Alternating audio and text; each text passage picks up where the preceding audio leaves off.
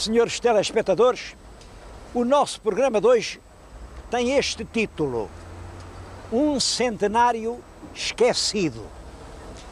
Como sabem, todos os anos se completam centenários, quer dizer, centenas de anos sobre certos acontecimentos ou certas figuras. Às vezes são coisas sem importância nenhuma e fazem umas festas, umas comemorações extraordinárias. Outras vezes são factos realmente extremamente importantes e ninguém se lembra deles, ninguém fala nisso. Eu acho que este centenário que estou aqui a comemorar é mais do que um centenário, porque é um meio milenário, é da maior importância para a vida de todos os portugueses. Faz agora precisamente 500 anos que no ano de 1502 reinava em Portugal El Rei Dom Manuel. Foram admitidos num hospital do Estado os primeiros doentes internados. Antes disso, é claro que já havia uns hospitais, mas era assim de caridade particular, mantidos ou pelas ordens dos monges cavaleiros, ou por ordens religiosas, ou por pessoas que queriam fazer bem e ir para o céu. Eram uns hospitalitos sem importância nenhuma, muitos. Mas é realmente o rei, primeiro Dom João II, tem o plano de acabar com esses hospitalitos todos e fazer só um grande hospital em Lisboa. Começou as obras, lançou a primeira pedra aqui, onde estamos, aqui, no ano de 1492, mas como sabem ele morre em 95, as obras ficaram a meio. Quando ele morreu, diz um autor da época, só havia as paredes engalgadas. Gosto imenso desta palavra, as paredes engalgadas. Engalgadas quer dizer subidas, estavam as paredes, mais nada. E é Dom Manuel quem completa todo o grande edifício, quem faz a enorme igreja, que era a maior de Lisboa, e quem admite, em 1502, os primeiros doentes. Penso que este facto, na história da medicina, na história da assistência pública, esta preocupação do Estado pelos doentes pobres é uma coisa que não pode ficar sem comemoração. Esse grande hospital chamava-se Hospital de Todos os Santos e ocupava tudo isto que estão a ver. Eu estou-lhes a falar, já viram, estou-lhes a falar na Praça da Figueira. Bem, todo este enorme quadrado que hoje tem ao meio uma estátua de Dom João I, tudo isto era ocupado pelo Hospital de Todos os Santos. O hospital propriamente era mais naquela zona, da estátua para lá, tinha 4 claustros e era considerado o mais nobre edifício da Lisboa quinhentista. Era mais importante do que o próprio Palácio Real. As gravuras de Lisboa, as gravuras do século XVI, que estão a ver agora, é uma reprodução, mas mesmo do século XVI. E lá está o Rossio e, como veem, o mais importante edifício do Rossio é o grande Hospital de Todos os Santos. Uma igreja ao meio, as enfermarias a cada lado, e aqui nesta parte de trás havia umas hortas de plantas medicinais para os boticários fazerem as mesinhas dos doentes, e havia um campo que eu penso que era cemitério, porque naturalmente no hospital morria muita gente. Esse edifício enorme ardeu no ano 1750, depois em 1755 com o terremoto as paredes que ficaram de pé acabaram por cair e isto esteve aqui muito tempo a ser um espaço abandonado. Depois meteram aqui, isso já é do meu tempo, eu era garoto, meteram aqui a Praça da Figueira. O senhor telespectador não pode fazer uma ideia da alegria que era a Praça da Figueira. Era o sítio mais animado de Lisboa. Tudo isto era uma armação de ferro fundido, ao gosto da segunda metade do século XIX, tinha milhares de lugares, aqui vendia-se tudo. Vendia-se a criação, vendia-se a fruta, vendiam-se as flores, vendiam-se trajes, vendiam-se chapéus, vendiam-se os ovos, até se vendiam, e isso é que eu me lembro, que era por isso que eu vinha cá todos os anos, vendiam-se os grilos nas gaiolas. Eu lembro-me bem da Lisboa, do tempo dos grilos. No verão, toda a gente tinha na varanda um pequeno grilo, numa gaiolinha pequenina, uma gaiolinha assim, um grilo que fazia cri, cri, cri, cri, cri. Bom, aqui havia milhares de grilos, era aqui que se vinham comprar. Bom, e como havia milhares de vendadeiras dos saloios, e nessa altura comprar e vender era uma grande discussão e uma grande festa. A gente dizia, então essa besquestada, ó tiazinha, quanto custa? E ela dizia, 20 mil-réis. E o comprador dizia, 20 mil-réis. Você está doida, eu dou 5. Então estabelecia-se uma verdadeira tempestade de insultos, de palavras, mas eram milhares de pessoas a discutir ao mesmo tempo, com uma linguagem de uma extrema violência, normalmente tudo aquilo tinha uma imensa simpatia. Acho que a maior festa que havia em Lisboa era realmente a Praça da Figueira. Eu não sei se fizeram bem, que a deitaram abaixo e puseram ali ao meio aquela estátua de bronze do rei Dom João I, porque a verdade é que o Dom João I não tem nada a ver com este lugar, nada, nada, nada. Se queriam ali fazer uma estátua, eu acho que o que deviam ter feito, então sim, era uma estátua ao Hospital de Todos os Santos, ou mais do que isso, uma estátua à medicina em Portugal. Porque olhem que das poucas coisas que no campo da ciência este país tem de notável é a medicina. Nós nas coisas dos estudos nunca fomos assim muito bons, não julguem. Nunca tivemos nem grandes sábios, tirando lá realmente o Pedro Nunes e os geógrafos dos descobrimentos. Na medicina os portugueses foram sempre grandes. Eu podia citar dezenas e dezenas de nomes mundiais de portugueses. Olhem, o primeiro grande médico português, ele chamava-se Pedro Julião e era daqui de Lisboa, o Pedro Spano. Era tão notável que chegou a Papa. Escreveu um livro com os remédios, isto é do século XIII, os remédios que o povo podia usar, e é muito curioso o nome desse livro. Chama-se Tesaurus, Tesouro, Pauperum, dos pobres. Portanto, para os pobres também terem medicina, ele fez um livro. É claro, eram aquelas receitas da Idade Média, como calculam, receitas de que a gente hoje sorri. Em todo caso, era tudo o que se podia fazer. E a preocupação desse grande português foi fazer medicina para os pobres também se curarem. Esse homem chegou a Papa, foi o Papa João XXI. Bom, mas há muitos outros. O São Frei Gil de Santarém era um grande médico que veio de França, formado. O Garcia de Horta, esse grandíssimo médico que põe em contacto a medicina do Oriente com a do Ocidente, ou o Amato Lusitano, ou o Francisco Sanches, o Zacuto, o Zacuto, famoso Zacuto Lusitano, que era judeu e teve que ir, saiu daqui, porque quase todos estes homens eram judeus e não houve lugares para ele em Portugal, fugiu daqui, foi morrer a Amsterdão. Ou já nos tempos modernos, o Sousa Martins, ainda hoje lá vão pôr flores na estátua do Sousa Martins, ficou na alma do povo, ou o Júlio de Matos, ou o Miguel Bombarda, que eram psiquiatras, o Manuel Bento de Sousa, o Ricardo Jorge, o grande higienista, o Câmara Pestana, mas eu podia repetir nomes, porque na medicina sim, fomos realmente grandes, e eu acho que isso é um orgulho para os portugueses. Reparem, o único prémio Nobel que nós tivemos no campo da ciência é dado a um português, o médico Egas Muniz, que fez reais progressos no campo da medicina. Se além têm feito uma estátua à medicina portuguesa, então sim, eu acho que este terreno tinha sido bem aproveitado.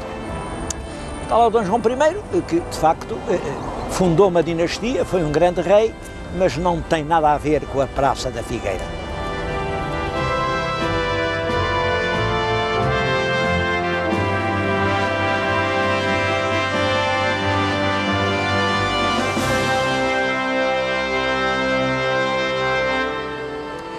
O Hospital de Todos os Santos ficou completamente arruinado depois do incêndio de 1750 e aqui é um aspecto esquisito.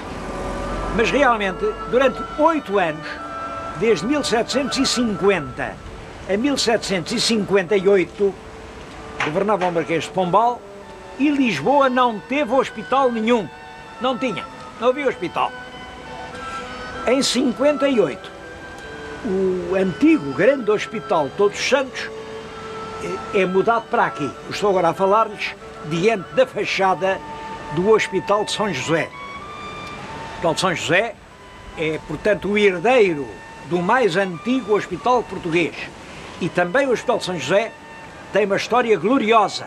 Pode-se dizer que foi aqui o berço da ciência médica no nosso país. Isto que estão a ver é a fachada do antigo colégio de Santo Antão o Novo. Era um colégio jesuítas. Estas estátuas já foram postas no século XVIII, quando isto já funcionava como hospital, e vêm da antiga igreja. É muito interessante pensar, isto ainda está relacionado com o nosso grande Luís de Camões. Eu tenho insistido muito na ideia de que Camões esteve metido com a família dos Noronhas, foi amante da Dona Violante de Andrade, esposa do segundo conde de Linhares. Ora bem, essa Violante tinha um filho, Dom Fernando, o segundo filho, que veio a ser o terceiro conde. Bom, mas por causa do desprestígio da mãe, a mãe não era bem vista. Não sei porquê, não sei se por ser cristã nova ela é judia, se pelo que diziam dela, havia quem dissesse que ela tinha tantos amantes, que um amante só lhe durava enquanto alumia ao mundo a lua. Quer dizer, cada amante, cada lua. Fosse porque fosse, o rei não quis fazer o filho conde. E só depois o Filipe é que o fez conde. Fez conde, mas ele não arranjava mulher em Lisboa, não havia fidalga nenhuma que quisesse casar com ele. Até que casou com uma jovem muito mais nova, tinha menos de metade da idade dele, que é uma pessoa notável, que é a Dona Filipa de Sá.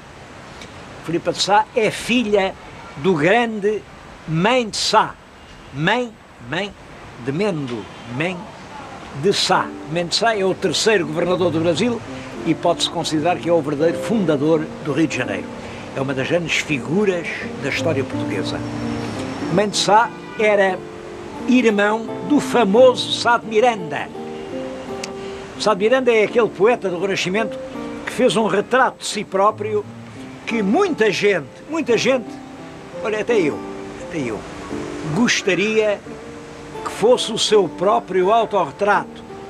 É um retrato que diz assim: homem de um só parecer, de um só rosto, uma só fé, dantes quebrar que torcer, ele de tudo pode ser, mas de corte homem não é. Isto quer dizer, um homem de caráter pode ser de tudo, menos um político. São versos do irmão do Mãe de Sá, mas creio que o grande Mãe de Sá podia ir aplicar isto a ele próprio.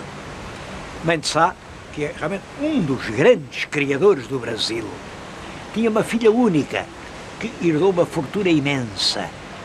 E é essa fortuna que a Filipa de Sá vem a doar aos jesuítas e veio a fazer a grande igreja no Colégio dos Jesuítas. Era a maior igreja de Lisboa.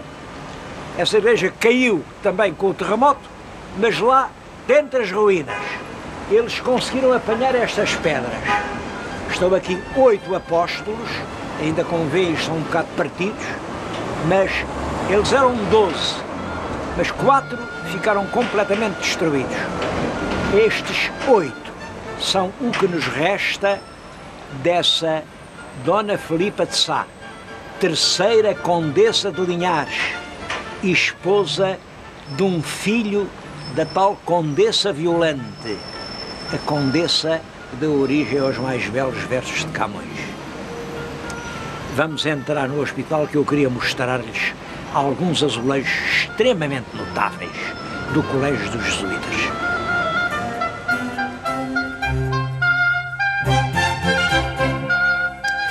Tanto os azulejos da escadaria como aqui os painéis do Salão Nobre são notáveis, são do melhor que há no nosso país.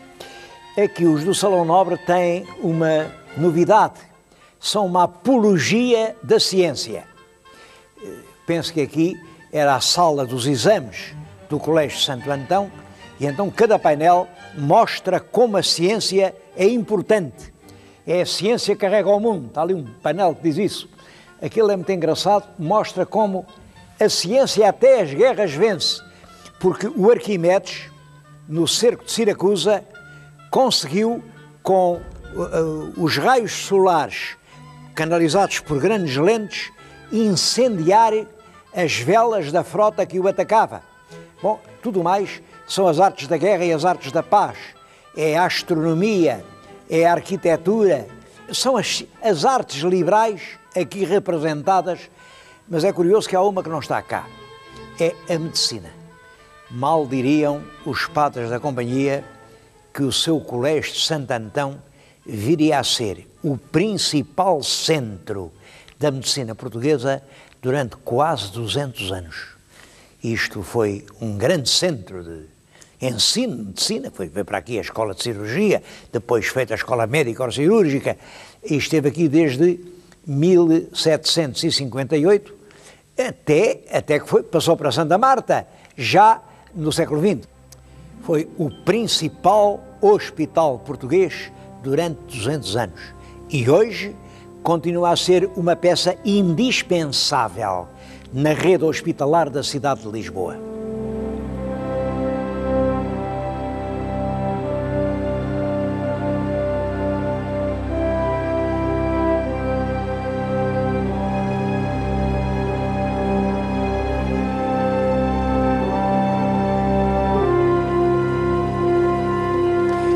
Mas durante o século XIX, Lisboa cresceu muito rapidamente.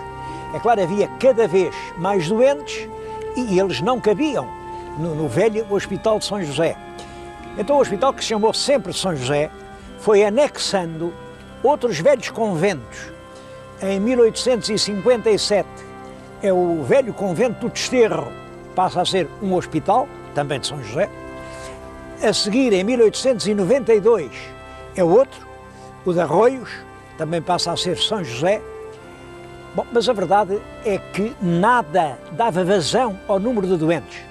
Quando, em 1901, um grande enfermeiro-mor, o Corri Cabral, o Dr. Corri Cabral, tomou posse do seu cargo, São José, só ali no Pardieiro de São José, havia 1.100 doentes para 700 camas. Eles dormiam no chão, dormiam no fundo dos corredores. O estado do hospital era, aliás, nessa altura, muito mau. Bom, e é Corri Cabral quem toma a iniciativa de fazer de raiz novos hospitais. Faz o Hospital do Rego, que é inaugurado em 1906, e depois, aqui num sítio onde tinha havido um convento importante, o convento de Santa Marta, ele faz também um edifício novo, mas faz um edifício novo poupando o que havia do convento antigo. Isso é notável. Estamos nos primeiros anos do século passado e já há esse respeito enorme pelo património. Por isso, hoje, Santa Marta é, de certo modo, um grande hospital e um grande museu. Vale a pena entrar naquela casa do capítulo, porque isto começou por ser um recolhimento de órfãos, mas rapidamente foi um convento de freiras de Santa Clara. A sala do capítulo está toda ela com painéis de azulejos que representam a vida de Santa Clara. Santa Clara, como sabem, é a padroeira da televisão. Santa Clara não foi assistir aos funerais de São Francisco de Assis por causa da clausura, mas ela disse que, fechada na sua cela, conseguiu ver ao longe, ver tudo, ver como se lá estivesse, exatamente como a televisão nos permite, ver as coisas onde não estamos, como se lá tivéssemos estado. Daí que os grandes produtores italianos elegeram Santa Clara como a padroeira de todas as televisões do mundo. É uma sala de homenagem a Santa Clara. Há inúmeras outras dependências decoradas com azulejos de grande valor e tudo isso está cuidadosamente preservado. É claro que o hospital abre em 1908, mas em 10 vem a República, esse grande enfermeiro-mor, Rui Cabral, ele não era político, nunca se meteu em política, mas talvez por isso mesmo foi demitido e o hospital perde esse grande movimento de renovação. Até este hospital de Santa Marta foi parar à Faculdade de Medicina, porque a República cria em Lisboa uma Faculdade de Medicina, não pode haver uma faculdade sem o hospital, onde naturalmente se estuda e se aprenda, e este foi eleito como hospital universitário. Isso durou desde 1911, foi quando a faculdade tomou conta do hospital, até 1965, creio eu, até a abertura do Hospital de Santa Maria. Foi, portanto, aqui que ensinaram os grandes mestres portugueses. Foi aqui que se formaram aqueles grandes médicos da geração, da grande geração do Polido Valente, do Fernando da Fonseca, de uma grande geração de médicos. Tudo isso passou por Santa Marta. E talvez por isso o Hospital de Santa Marta é ainda hoje um dos hospitais mais prestigiosos que fazem parte do grande conjunto dos hospitais civis de Lisboa. Santa Marta é hoje uma unidade de grande prestígio no conjunto do equipamento hospitalar português. Eu, ao falar nisso, não prometo ser isento, porque estou ligado por um profundo sentimento de gratidão a este hospital. Estou-lhes a falar aqui numa unidade de cuidados intensivos polivalente, onde se tratam os casos mais graves. E eu próprio tive o ensejo de aqui, como doente, perceber até que ponto há aqui competência, dedicação, solidariedade. Portanto, essa profunda gratidão pode toldar o meu juízo, mas não creio que possa haver um serviço mais completo. Aqui, aliás, em todo o hospital, são notáveis os serviços da cardiologia pediátrica, que aliás foi pioneira, foi o primeiro serviço de cardiologia pediátrica que houve em Portugal. As crianças que nascem com anomalias ou defeitos no coração vêm aqui e aqui têm salvo milhares de vidas, de cirurgia cardiotorácica, de cirurgia vascular. São serviços, todos eles, de grande avanço. É claro que esta medicina extremamente aperfeiçoada não pode ser uma medicina barata. No tempo do Dom João II, os médicos, para curar um doente, dispunham da sangria, da purga e do clister. Portanto, cada doente não custava dinheiro. Hoje os equipamentos são caríssimos. Eu estou-lhes a falar aqui numa sala onde se pratica a medicina mais avançada do mundo. Tudo é naturalmente muito caro. Eu tenho aqui um exemplo. Dentro deste tubo está uma pequena peça metálica, um setente. Bom, é esta peça que se coloca dentro do vaso que se dilatou e que mantém o vaso dilatado. Isto é uma peça que implica uma tecnologia extremamente difícil e cada coisa destas custa ao hospital, em média 380 contos. Bom, mas eu podia dar outros exemplos. Há aqui uma peça que, para pôr dentro do corpo do doente, sabem que às vezes o coração mata mesmo rapazes na força da vida. Um rapaz de 20, 30 anos vai na rua e subitamente morre, a morte súbita. Isso hoje pode-se evitar. Pode-se evitar porque a doença é detetável e colocando um dispositivo que é o cardioversor debaixo da pele, isso liga com uns fios muito pequenos ao coração e o coração adverte de que a crise se aproxima, há realmente uma descarga e evita-se a crise e a pessoa não morre. Aqui metem nas pessoas cerca de 20 cardioversores por ano, só que um cardioversor custa cerca de 5.000 contos. Isto é só para chamar a atenção de que esta ideia dos hospitais estarem a gastar muito, da medicina ser cada vez mais cara, não pode deixar de ser assim. Porque hoje A vida é considerada um valor superior a qualquer outro. Estou-lhes a dizer isso aqui num lugar que tem salvo muitos milhares de vidas. Este ano está previsto que vão fazer 1.200 operações. Serão 1.200 pessoas que ficam a dever a vida a uma intervenção médica.